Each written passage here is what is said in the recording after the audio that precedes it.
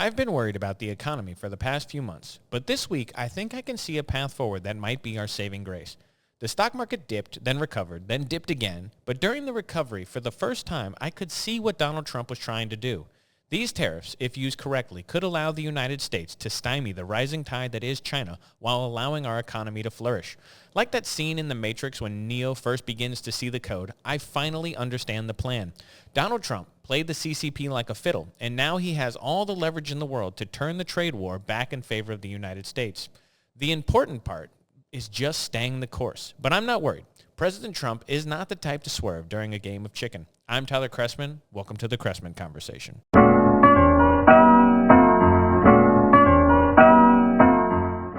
Hello, everybody. Welcome in. Today, we have three topics we're going to discuss. We're going to talk about what we were talking about in the intro, which is going to be the stock market and the current update on the tariff situation. Oh, hello, Winnie. You trying to come up here? Yeah, you are. Hello, Kat. Jump on in. Say hello. You have many adoring fans out there. You have anything to say for yourself? No? She never does. Except when she's off mic, and she talks all the time. Anyway, so we're going to talk about the stock market and tariffs. We're going to talk about the Supreme Court and voting to uphold the Supreme Court voting to uphold the Aliens Enemies Act. And we're going to talk a little bit about French politics. Not a lot, but just a little bit because it's important. But first, our favorite comment from last week comes from @310S-DY3GB. Don't know what that's supposed to mean. Who just said, "Go Tim." And I want to say, listen, I know I talked a lot about how good Tim is last week, and I'll do it again this week. He's great. Go Tim, indeed. Thanks for the topic suggestions. As always, we appreciate it. And now, let's get on to topic one. We're going to talk about the stock market and tariffs. This, as I said in the intro, was a wild week. Up and down and up and down and up and down. And it allowed for some weird, interesting things in the record books. They're going to go down in history, but we're going to talk about the significance other than just these. Oh, my gosh. I don't know if you can hear. The mic does a good job not picking up when Winnie starts going on and on and on, but she is making noise. It's crazy. I don't know what her deal is today. So at one point during this week, I think it was Wednesday. I can't remember now off the top of my head. I think it was Wednesday. The S&P 500 went up 9%. It had the third largest gain in a single day since World War II. It's crazy. The Dow went up. It had its biggest day since 2020. The NASDAQ also went up. It had its biggest day since January of 2001, which is the second best day on record. The stock market was booming for about a day. 30 billion shares were traded on Wall Street, which means it was the heaviest single day of trading on the record books, which started 18 years ago. So basically you had this gigantic boom day and everyone said, oh, the economy is going back up. This is great. This is great. Oh, it's working. It's working. It's working. The next day the markets opened and immediately you had a significant loss of those gains. Why is this happening? What is this craziness? How can the market be doing 10 to 12% corrections? I mean, over the course of, if you're counting the down and then the back, you had a 20% swing in the market in 2 days because it dropped 9%, it went up 9%, it went down, or it went up 9%, it went down 9%. It goes back and forth. You're talking about a 20% move in the market over the course of days, which is a lot. This is not, it might only be over a 10% gap in the actual numbers, but you're talking about a 20% swing. So what is the deal? Why is this happening? And I'll tell you, the answer, while complicated, is actually simple. And what do I mean by that? It's because the market hates one thing more than anything else. The market looks for certainty. It looks for stability. And when it doesn't have certainty and it doesn't have stability, it does not handle it very well. And so right now the market is very uncertain. They don't know what to do. If you're a corporation, and that's all the stock market is, it's a collection of corporations that make up those letters that you're buying on the stock market, the stocks that are coming out. Those are corporations, and corporations are looking, and they don't know what to do with their base. They don't know. Is it better to onshore manufacturing to the United States? What about the retaliatory tariffs that are going to happen across the world? Is it better to offshore manufacturing because the rest of the world will import from different countries with lower trade barriers, and they don't know what to do. And this is a big deal because my light just went out. That was weird. So this is a big deal because these corporations don't know how to react. And because they don't know how to react, the stock market doesn't know how to react because people don't know. It's better to buy or sell or what's going on. Is this corporation going to be fine? Is this company going to be bankrupt? They don't know what to do. And I can give you an easy example. Imagine that you own the widget factory. So you're the guy, your company makes the widgets. And 50 years ago, you made them in the United States because it was cost efficient. And then labor costs in the United States rose and rose and rose, and it became cheaper for you to manufacture those in Cambodia. So you moved your factory to Cambodia, and now you pay the Cambodians less money than you would pay the American workers to make the widgets. And then you import them to the United States, and you sell the widgets for either the same or a lower price than you did when you manufactured in the United States 50 years ago. These tariffs, they say, well, we don't want that. This is also part of the uncertainty. You don't know what Donald Trump's goal is. Is it really to onshore manufacturing, in which case those tariffs don't go away and it becomes cost efficient for you to move that factory back to the United States if you're that guy who makes the widgets? Or is it just to get Cambodia to lower their tariffs, in which case it's not really about your manufacturing plant that's in Cambodia. Either way, you have a plant. You don't know what to do. Is it better for you to move back to the United States? Are these tariffs going to be here permanently? Are they going to influence your bottom line for the rest of forever, the foreseeable future? Or is this just a thing to get Cambodia to lower their tariffs or to target China or what the deal is? You don't know. And because you don't know, you're paralyzed. And when your business is paralyzed, it's dying. That's what's happening. So the stock market, all of these corporations, they don't know what to do. They don't know if they should be looking into importing or onshoring their manufacturing back in the United States, or if it's better to move other places because other places aren't going to have tariffs against a country like Cambodia. So if you still manufacture in Cambodia, you can still export to the European Union or to China or whatever the case may be. They don't know what to do. And because they don't know what to do, the stock market has some uncertainty. It's not really terrible. It's not a terrible thing. This is going to happen. It really depends on what the goal of the Donald Trump administration is, as we've said from the beginning. That is incredibly important to understand. And now, everyone, roll out your banners here, because I am going to, for the first time probably in a while, on this topic in particular, I'm going to be defending Donald Trump. I was saying in the intro, I saw it this week. I saw the goal. I'm not concerned. The stock market going up and down for the moment doesn't bother me.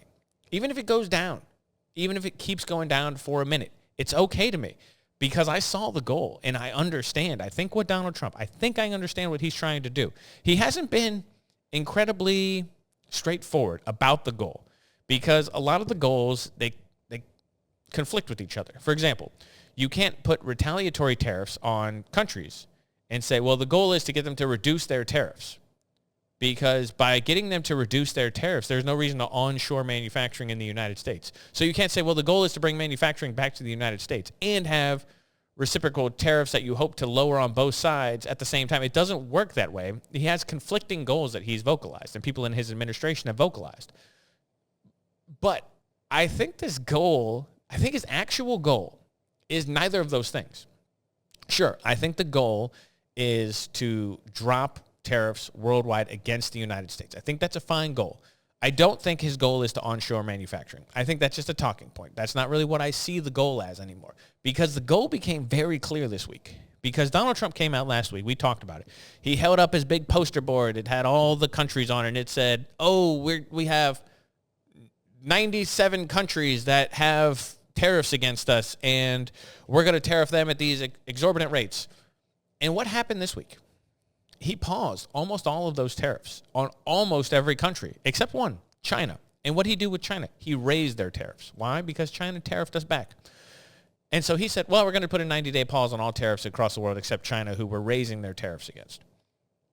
And then it clicked like a light bulb for me. I understand the goal now. The goal is not about worldwide trade. It's really not about anything. The goal is about crippling China. That's what the goal is. And that goal makes sense to me. That goal I understand. It makes complete sense to me to say we have one gigantic ideological enemy in the world who can rival us in terms of their capital, not exactly their military strength, but in terms of their general size. These people rival us, and they control a lot of our debt. Crippling their economy makes sense to me. They are not our friends. I always feel the need to put a caveat on here and say, I love the Chinese people. They're great. I know a lot of people who are from China. I have some very good friends who have come from China. They're great, wonderful people. The Chinese government is a terrible, tyrannical regime. They are not good. They are the opposite of good. They are an evil regime that have done very evil things. And so if Donald Trump's goal is to say our ideological adversary needs to be dealt with, this might be a very effective way to do it. Okay, so let me give you some real-world examples right now. So all the tariffs in the world are paused. Donald Trump came out, he put tariffs on 90 countries in the world. He said, these 90 countries, they've been doing us dirty. Remember the list? We held it up last week. And he says, okay, because these 90 countries have been doing us dirty, here's how we're going to address it. Here's their massive tariffs we're going to get. 75 of those countries came forward immediately to negotiate with the United States so that this didn't happen. They understood that this is a negotiation, and this is just the first. This is throwing out the step. This is step one. Donald Trump's saying this. We negotiate from there. 75 of those 90 countries came forward and did this. What is the goal? And it became clear when China tried to fight back. They raised their tariffs. Instead of dealing with this, they raised them. And then Donald Trump paused on everybody else. So what does this do? What does this allow the Trump administration an out to do? Well, look at those countries that have come forward that want to negotiate and get down the trade barriers. Israel, for example, already said they're going to drop all their trade tariffs down to zero. These are wins. This is a win for Donald Trump. You say, Israel, you're exempt from the list. You drop your tariffs down to zero. You're going to pay the United States flat tariff of 10%, and that's it. Or you drop them down to zero, either or. And that's a win. Every country that does that is a win for Donald Trump. So he comes through and he makes those deals. But now, what if you on the other end, what if you have an extra stipulation here? So you're winning already. You get them to drop their tariffs. You get to gloat about that. That is a victory for Donald Trump. Every country that drops tariffs against the United States because of this motion is a victory for Donald Trump. Make no mistake about it. He's doing that, which means that it's cheaper to import goods from the United States, which means people will import more from the United States, which means you could actually shore up manufacturing on the United States. We have a gigantic sector of manufacturing in the United States still. So every one of these countries is a win for Donald Trump. But what if you say, well, it's actually not enough? Because it turns out, for example, just pick a country at random. And we'll use Vietnam as an example, because I think Vietnam is one of the countries that has very low tariffs against the United States. We say to Vietnam, listen, Vietnam, we like being your trading partner. We understand you import a lot from the United States. We import a lot from you, and we want to buy Vietnamese goods.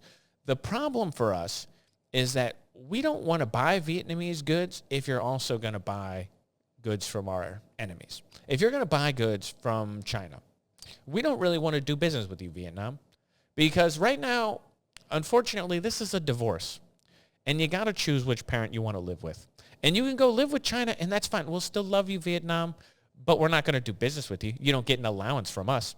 And I feel like right now, at this particular moment, I saw it when Donald Trump dropped those, when he put the pause on everyone except China. I see it. I see what he's doing. This is the moment when you have the opportunity to cripple the Chinese economy. It doesn't matter how much China tariffs our goods. They don't import from the United States. We import a ton. Turn over any of your crap that you have in your house right now. What are the odds that it says it was made in China? And I wish I had something on my desk here just for doing it. I thought for sure. I had these little dice. I was like, I bet this says made. Oh, look, actually I do. Look at that. So I have this just happened to be sitting on my desk. This is a board game that I happen to do. I don't know if you'll be able to read it. Probably not. Let's see. See if I can get it to lock in there. Right there. Maybe not. Right at the very bottom there. It says made in China. Now, that just happened to be sitting on my desk. And you know what? I can just pick up anything at random, and it might say made in China on the bottom of it. because that's what happens. Our stuff is manufactured in China. You know what doesn't happen in China? If I pick something up randomly off my desk and I happen to be Chinese, it doesn't say made in America. So when we put tariffs on them and they put tariffs on us, it doesn't hurt us. It hurts them. It hurts their production because there's an entire world we can import from. But guess what? The rest of the world imports our exports to us. That's the way it works. They export things to the United States because the United States has the most consumer-driven culture in the world. We have a gigantic population, and they love to buy crap. That's just the way it is. And so this is an opportunity right now. You make these tariffs contingent on their attitude of other countries towards China, not just their attitudes towards the United States. You frame it like I just framed it. I haven't heard people saying it like that, but this is a divorce. You know, mommy and daddy USA doesn't get along with mommy China anymore. And you're going to have to pick. You're going to have to pick a side because we're playing dodgeball in the yard and there's only two teams. And you can go sit over there, but then we're going to pelt you with the ball that says USA, go America. And you're not going to like that because it's not going to feel good to not be able to export your goods. Because guess what? Every country in the world came forward. Like I said, put tariffs on 90 countries. 75 of them come forward and say, please let us export to you. We want to negotiate. Okay, so we have our choice. We don't have to buy things manufactured in Vietnam. We can buy things manufactured in Laos or Cambodia or any country that we want because they all want to sell to us. They all want to tap into our market. Oh, my gosh. I don't know what her deal is. Look at her. Up on the desk. I tell you, Winnie, you are just misbehaving all day. You're making noise, jumping around, making a fool of yourself. I'm sorry, people out there. She doesn't know how to behave. I haven't been home in a minute, and so I think she's just excitable. This is an opportunity. Anyway, like I said, I've been hard on these tariffs because I haven't understood the goal. And if this is the goal, then that's like I was saying last week, I could be wrong. This could have been a brilliant idea. And if we use this as an opportunity to bring China into the fold of nations, like we said we were going to do in the 70s, that would be a good thing. But China, they don't get the benefit of the doubt. China steals intellectual property. They do not follow the rules of international trade already. They take advantage of the kindness of the West, and we can't allow that to go unchecked. I don't care about the trade deficit. China's not going to import as much from the U.S. as we import from China. This doesn't concern me. What concerns me is the fact that China is our enemy, and we give them lots of money. That's what concerns me. And this might be the best way possible to address it. I'm willing to see it. I hope that this is just, it keeps going this way. I hope that this is the way it works because it's working very well, and we'll see. Like I said, the economy, the stock market, it's going to go up and down. It's going to go up and down. It might go down and down and down. We don't know. We just need to let it go. When it shot up like that, it gave me hope to kind of see what Donald Trump is trying to do, and we'll see how it turns out. Anyway, we got to move on. On to Topic 2, the Aliens Enemy Act. I think it was 1791, I want to say, is when this act came out. That would make sense to me because 1791 are when the first 10 amendments of the Constitution were ratified. And so it would make sense if it was around that time that the Aliens Enemy Act also was done. I'm not 100% sure on that date. You'd have to double check me. But anyway, we talked about this before because we've talked about the deportations before. Well, this week, the Supreme Court gave a ruling that stated that the president had a right to use this act, to invoke this act. And this has gone up because Donald Trump was trying to deport a bunch of Venezuelans to El Salvador. And they were sued because they said, you can't do this. This act doesn't apply, blah, blah, blah, blah. It's gone up. It went up to the Supreme Court, and the Supreme Court decided 5-4 that Donald Trump did, in fact, have the legal right to use this act. By the way, that decision, 5-4, you would have expected a 6-3, but Amy Coney Barrett has been a gigantic disappointment. Can I say that? Is it time to say that yet? She has been on the wrong side of a lot of these decisions. A big disappointment in terms of a Donald Trump appointee. She seemed like she was going to be solid, but this is just another example of her siding with the wrong side. The liberal justices and ACB are the ones who are on the wrong side of this issue for boneheaded reasons. I read part of the Sonia Sotomayor, oh my gosh, what's it called? The rebuttal. What is it called? I can't even think of the word off the top of my head. Anyway, I read that, and it's I don't know. It doesn't make any sense to me. Her lawyer rationale, the judge rationale, the legalese that they try to use, it doesn't have any merit. To say that you're not allowed to use this law is on the books. It doesn't matter that it's old. It's still a law that the president has a right to invoke. You can't just say, well, doesn't really fit with the times. That's not the way it works. It's still the law of the land. The Constitution is older than this law. We still follow the Constitution. What do you mean it's old? It's silly. It's a silly argument. But basically, the Aliens Enemy Act, it states, and here's what it actually says. The act states, quote, whenever there shall be declared war or any invasion or predatory incursion shall be perpetrated, attempted, or threatened against the United States, subject of a hostile nation or government, people, blah, blah, blah, a little bit says, it can be apprehended, restrained, secured, and removed as alien enemies. Now, there's an argument there. Well, that obviously was meant for time of war. To me, what it means is an invasion. An invasion has military connotation. It has a military feel to it. But that's not all that it means. An invasion, to me, could be, I don't know, millions of people streaming across the border into the country. That, to me, sounds like an invasion. It sounds to me that this is the time to invoke this act, especially when a lot of those people work for the cartel or work for these Venezuelan gangs like MS-13, and the president has control over the borders. This is very clearly defined in the Constitution. I think it's Article 2, Section 2. He has to uphold the laws of the land. And one of the laws of the land is about the border. The president has the authority to control the border. That is clear, very clear. So this idea that he can't deport people based on this because of a bunch of legal red tape that has been placed up to deliberately stop this makes no sense to me. The president has control of the border. He has the power to deport people who are here illegally and enforce the law as he sees fit in this regard. So a judge putting a national injunction on this because he doesn't like it. First of all, national injunctions are a joke. There's no reason some appellate judge in some district court should be able to stop the public policy on a national level of the president. It makes no sense to me. I hope the Supreme Court puts a stop to that practice as soon as could be. But the president has a power to use this act to deport people. And it doesn't matter to me. Venezuela says they won't take them back. If you want to send them to El Salvador, we're paying to put people in an El Salvadorian prison, these gang members. It doesn't matter to me if that's the case. If you come here illegally, I don't feel sympathy for people who are breaking the law. I should rephrase that. I do feel some sympathy.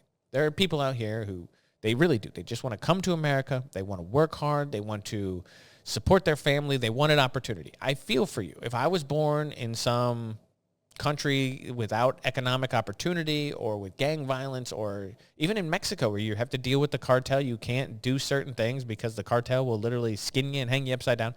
I feel for you. But there needs to be a process. I think people should be allowed to come here and work. I think that process should be streamlined, and not citizenship, but work. If you want to come here and work, okay, that's fine. You can make an argument about whether or not we need low-skilled labor in the way that we do, and I think it's a fine argument to have. But I am all for that process. You can't break the law to do it. You just can't. And that's where I don't have sympathy. If you get deported because you broke the law, because you didn't want to wait in line, or because the process is too complicated, or whatever the case may be, I get it. I feel for you. But you don't get to cut the line and come here illegally just because it's difficult. All right? So that, I do not agree with that is bad. And this is good that the Supreme Court has ruled that Donald Trump can enforce the border in this way. 100,000 people, or I'm sorry, 1 million people coming across the border is an invasion, especially when they're bringing drugs, and 100,000 Americans a year die from drug overdoses, most of which are brought across the southern border. Okay, that to me sounds like an invasion. It sounds like an attack. If you, for example, imagine you were the Taliban. There's probably not a better way to kill Americans than flooding the southern border with drugs so that they overdose and die. The largest terrorist attack that happened in the United States, when we were talking about September 11th, it's terrible. Every person who died is a tragedy. But it's like 3,000 people. Okay? Think about that. 100,000 people a year are dying from drug overdoses. If you were, for example, if you're a terrorist organization, that would be a better strategy. And so when we talk about the cartel bringing drugs into this country, that's what we're looking at. We're looking at something that's more effective at killing Americans than the worst terrorist attacks we've ever seen. So yes, treating them like a terrorist organization, treating them as quote unquote alien enemies is totally fine with me because that's what they are. And yes, I don't want the guy who came here to stand outside Home Depot and do roofing. I don't want that guy to necessarily be deported right away. Like, that guy's not really the guy I have an issue with. But it's the fact that there are people from the cartel who control the border. Everyone who comes across the border pays the cartel. They're enriching the cartel. You don't get to come across the border without doing that. The drugs are coming across the border, which kill Americans every single day. That I have a problem with. So controlling the border and controlling who's in the country has nothing to do with people who want to work at Home Depot. Like, that's not the guy that we care about. But it's everything that goes along with getting that guy to stand on the corner so he can put in a hard day's work. That is an issue. And the guy standing on the corner facilitates that in a small way. So yes, I think that this is a big problem. I am glad that the Donald Trump administration is able to handle it in the way that they see fit. And I say just keep the deportations rolling. And we're going to see cases like this guy. I can't remember his name off the top of my head, but this guy, they said, oh, he wasn't supposed to be deported. He's not part of a gang. And there was an injunction that said he wasn't supposed to. And he got on the plane and has disappeared into El Salvador. Okay, yeah, that's going to happen. There's going to be cases that are like, oh, this guy wasn't supposed to be on that plane. Oh, well, that guy that we're talking about, he was here illegally. I understand that he was put on a plane, some administrative error, and blah, blah, blah. But there was evidence that he had some gang affiliation. That's what the White House press secretary is saying, and that's what I believe. And he was here illegally. No one's denying that. They're saying, oh, he wasn't supposed to be deported. Well, he was illegally in this country, so he can be deported. That's the way that works. It's not anything against the guy. Don't know the guy. Maybe he's a great family guy who just wants to work hard. I get it. But at the same time, I'm not going to shed a tear. There's no one saying, well, he was born in San Antonio and is an American citizen. No one's even contesting that. This guy was born in a different country. He came here illegally. He broke the law to do so. He had a couple encounters with law enforcement in the United States. I'm not going to feel bad. You got these fringe cases. You're not going to walk them around, parade them around, and then use them to say, well, see, the deportations are bad. Because he was on a plane with 200 people. And the other 199 of them were gang-affiliated MS-13 members. And I'm sorry, that's the priority. If you somehow manage to get linked to that, that's unfortunate. And if it's a mistake, it's a mistake. Hopefully you get it figured out. But I'm not going to feel bad because there's a giant problem to fix, and things are going to slip through the cracks. That's just the way it is. And sometimes that happens. And I think that's okay because, once again, he was here illegally, even if there was an injunction against it. These fringe cases, you got to just put your head down and keep going. That's kind of the way it is with these deportations. I don't know what to tell you. And I'm glad that the Donald Trump administration, their hands are going to be untied so they can continue with these deportations the way that they're going. I think it's working, and I think it's going to keep going. They need to stay the course. Anyway, where are we at? Okay, briefly. Topic 3, talking about Marine Le Pen. Most people, why do we care? We're going to talk about French politics. Why do we care? The answer is most people probably don't. It's France. I mean, who cares? But this is important because there's a lot of parallels between what is happening right now in France and different places in Europe and what happened in America in the last couple of years, where basically the right-wing party in France that Marine Le Pen is the head of is being discriminated against. And it's the same as what happened to Donald Trump, where you're looking at this lawfare that these liberal governments are participating in, and it is just disgusting. This idea that you're going to pervert the justice system so that it does whatever you want against your opponents, and you're going to look to the courts to rule against the popular will of the people. As it looks right now, I've seen some stuff that suggests Marine Le Pen would win the presidential election in France. And right now she's been disqualified from even appearing on the ballot due to this criminal case that she just had to participate in. Most people don't know. But as it stands right now, so let's explain what happened. Marine Le Pen was basically found guilty of embezzling funds, and her political party was found guilty of embezzling funds from the EU. I guess the way it works is the EU provides money for people who work for EU on EU business, is what it sounds like. And what Marine Le Pen was doing was they were using it to pay people who did work for the EU and also did work for her party. And they're saying, well, you weren't allowed to do this, and it turns out that this is illegal, and you embezzled $4 million over the course of 5 years. The amount of money, and I know $4 million to most people sounds like a lot of money, the amount of money that is for this political party is not a lot. It really isn't. And the idea that Marine Le Pen needed this $4 million embezzlement scheme to win this election is ridiculous. What they're doing is they're selectively prosecuting her because they don't like her. Because this guy who works for her political party also worked for the EU, and she paid him from the EU funds instead of the party funds for the time he was working for the party. It's ridiculous. They clearly went in there looking for a crime that they just had to find. It's the same thing with Donald Trump, with the classified documents, or with that Letitia James trial in New York, or the Fannie Willis in Georgia, any of the crimes that they just went out and hunted for. It's the same thing in France. You're seeing it in what was it, actually, off the top of my head, I don't remember now. Hungary, that had an election that was just ruled unconstitutional by the courts. I think that sounds about right. I can't remember. Somewhere in Eastern Europe. But you're seeing this all over the world, where the people want to select politicians, and the political class doesn't agree with those politicians, and they're looking to stifle the will of the people.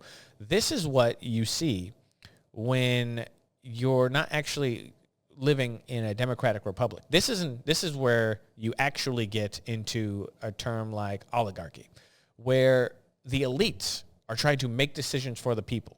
They're trying to go away from the democracy. They don't want you to have your democratic vote. They don't want you to be able to vote for Marine Le Pen. They're going to find a way to keep her off the ballot. They're going to find a way to keep Donald Trump off the ballot. They're going to find a way to stifle Viktor Orban or whoever is running in Eastern Europe. They're going to find a way to keep the people that people want to vote for off of the ballot by using legalese, by using lawfare, by using the courts and democracy against itself to stifle itself. And this kind of oligarchy that people don't think of is typically right now in the world being portrayed. It's not Russia. We're not talking about Russia. We're talking about the political elites on liberal sides in liberal governments. France, Canada, America.